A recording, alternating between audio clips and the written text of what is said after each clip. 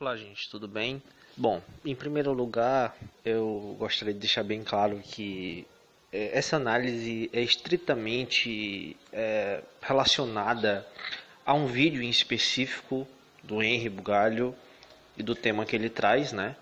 E não ao Henry Bugalho ou a militância que ele faz ou as posturas que ele tem tomado durante todo esse tempo. Então não importa se você gosta dele ou não gosta, se você é crítico a ele ou se você é um dos seguidores dele, esse vídeo vale a pena porque eu acho que esse conteúdo específico que o Henry fez, eu concordo em grande parte. Então vou fazer aqui apontar algumas coisas que eu acho que devem ser acrescentadas ao que o Henry falou, mas como eu disse, em grande parte eu concordo. Então eu vou aqui começar falando dos argumentos que o Henry colocou e que eu concordo e tentando aqui dar alguma complementação. Bem, como eu já havia feito análise sobre a pesquisa do Datafolha, né, que aponta a popularidade do Bolsonaro, que tem decrescido bastante, e que também mostra que se fosse hoje, né, o Haddad venceria a eleição. Como o Henry coloca, já está perdida a eleição, então essa questão não faz tanta diferença assim se a gente pensar num sentido mais prático. Mas o que realmente eu achei interessante do que o Henry fala, e eu concordo bastante, é no que se refere a como seria um governo do Haddad. Bem, existem alguns pontos que eu acho que o Henry não colocou, né, que eu acho que seria interessante ter colocado, é que, bem, seria melhor, claro, com certeza seria melhor do que o Bolsonaro, ele até diz isso, mas ele esquece de exemplificar um pouco essa questão. Por que seria melhor? Bom, a gente está vendo aí discussões como da reforma da Previdência, né, e outras reformas que são extremamente prejudiciais ao povo brasileiro. Existem os ministérios e existem uma série de medidas que o presidente ele tem o poder de tomar sem ali o apoio, sem necessariamente ter um grande apoio do Congresso, né? Então, nesse sentido, a gente teria melhores ministérios, teria uma posição presidencial muito melhor, sem dúvida, né? E teria, sim, com certeza um governo melhor do que o do governo Bolsonaro, isso sem dúvida, né? Então não teríamos todo esse corte que teve em áreas como a educação, entre outras áreas aí importantes, que tiveram durante, né, esse período aí que o Bolsonaro já está como presidente. Porém, o ponto que o Henry coloca, e eu concordo, né, é a questão do quanto o parlamento, o Congresso, né, ele atrapalharia o candidato do PT, né? Afinal, a maioria lá seria, né, vendo a composição dos partidos ali, das bancadas, a gente vê que a maioria, sem dúvida, seria oposição ao governo do petista. Inclusive, a comparação que o Henry fez com o segundo governo Dilma também está perfeita, né? Afinal, realmente, a Dilma, né, ela passou por isso. E a gente viu o que foi que aconteceu. Então, o que era que poderia acontecer? O Haddad seria extremamente prejudicado por conta desse, vamos dizer assim, boicote, entre aspas, né, do Congresso. E no fim, como as pessoas elas tendem a ver o eleitorado de modo geral, eles tendem a dar um destaque muito maior à figura do presidente do que a do Congresso. Se você vê os eleitores, a gente observa que as pessoas elas não analisam assim a questão da postura do Congresso. Elas dão menos importância a isso. Elas acham que o presidente ele tem um poder muito maior e tal. Bom, não sei, né? Eu não acho que o presidente tem um poder tão maior quanto o Congresso, não na proporção que a gente vê que as pessoas dão, né? As pessoas praticamente ignoram o Congresso, que isso é uma grande bobagem, né?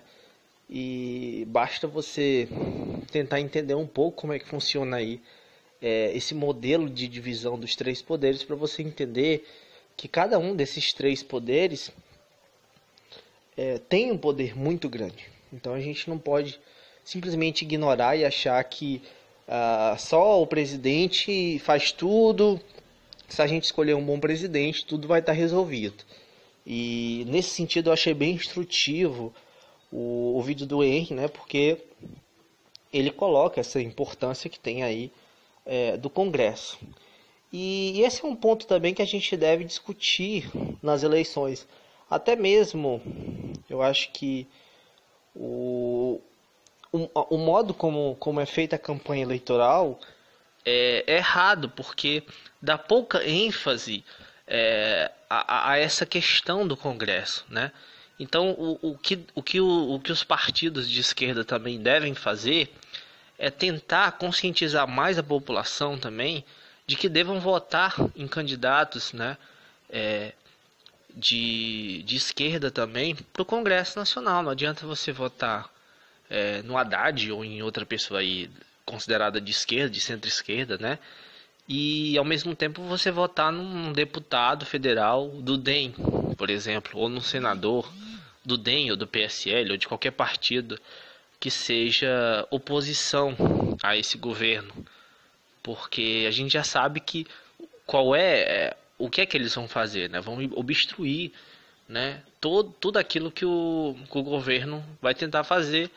Primeiro porque ele quer derrubar o governo, e segundo porque as pautas que ele defende são contrárias às pautas que o governo vai apresentar. Então ele vai ter dois grandes motivos para agir contra o governo, né? E é isso que acontece no nosso país. Um outro ponto que é interessante é essa ideia de continuidade. Veja o que aconteceu no Brasil.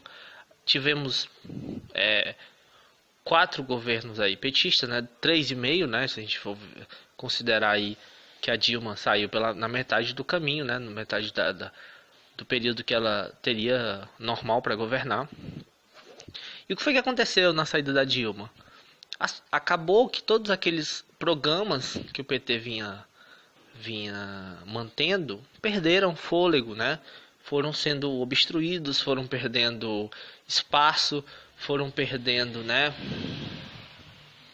investimentos, e os projetos que o PT fez, né, boa parte deles, principalmente no que se refere às questões relacionadas à educação, que foi a coisa que foi mais atacada tanto no governo Temer quanto no governo Bolsonaro, são coisas a longo prazo, né?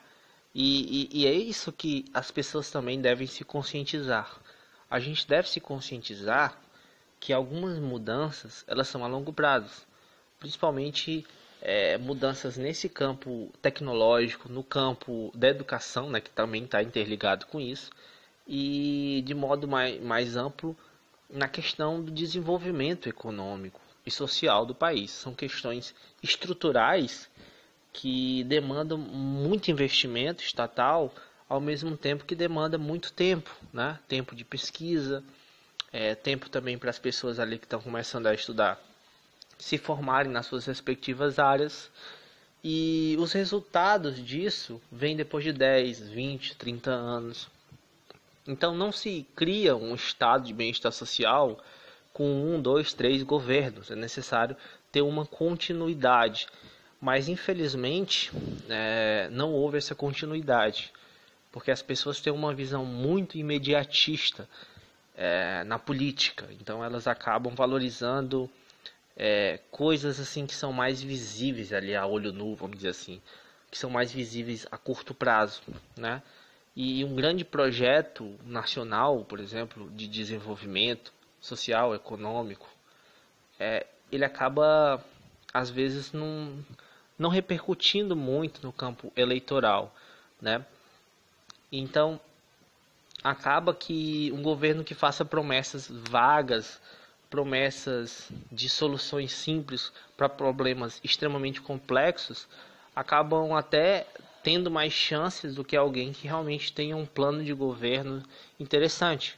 Como ele também, citando aqui novamente o vídeo do Henry, ele cita aí como a questão aí do plano de governo do Bolsonaro, que era sem dúvidas o pior, né? É patético o plano de governo do Bolsonaro, né? Simplista, trata das coisas de uma maneira extremamente ideologizada, enviesada, sem sem dados, sem números, né? Sem uma abordagem científica séria, sabe?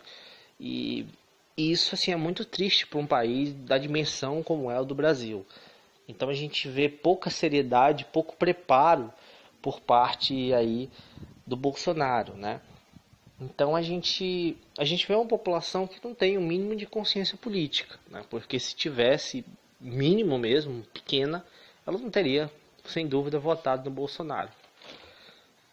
Então existe uma série de questões aí importantes, principalmente no que se refere a conscientização política dessa população, e isso evidentemente envolve aí uma rede de comunicação, mas também envolve estratégias aí que tratam dessa questão de conscientização política, não apenas uma conscientização no sentido eleitoral de votar, mas de compreender, né, aí o que o país vive atualmente, o cenário político, econômico, social, entender de uma maneira mais ampla tudo o que vem acontecendo. Então, se a gente não conseguir conscientizar essa população disso tudo, então a gente não vai conseguir mudar muita coisa, né?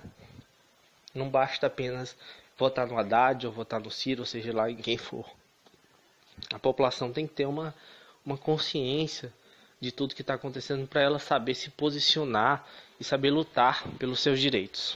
Então é isso, gente. Eu agradeço.